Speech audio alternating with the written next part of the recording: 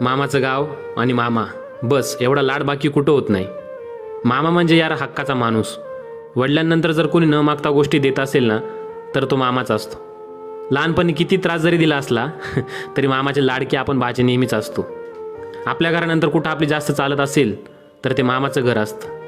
मामाच्या खांद्यावर खेळण्यापासून काळ बदलत जातो, आपण मोठे होतो आणि साला आपली हाईट मामा एवढी होऊन जाते.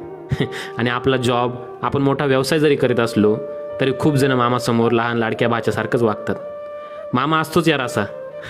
आणि मामा हा हक्काचाच असतो. मामाचं गाव आणि मामा, बस एवढा लाड बाकी कुठं होत नाही. मामा म्हणजे यार हक्काचा माणूस. वडिलांनंतर जर कोणी न मागता गोष्टी देत असेल ना, तर तो मामाच असतो.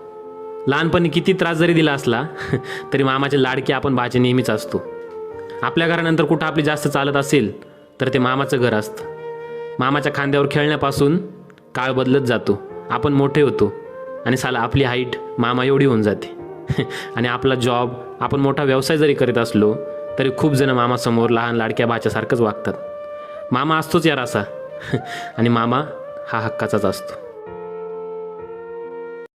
मामाचं गाव आणि मामा, बस एवढा लाड बाकी कुठं होत नाही. मामा म्हणजे यार हक्काचा माणूस. वडिलांनंतर जर कोणी न मागता गोष्टी देत असेल ना, तर तो मामा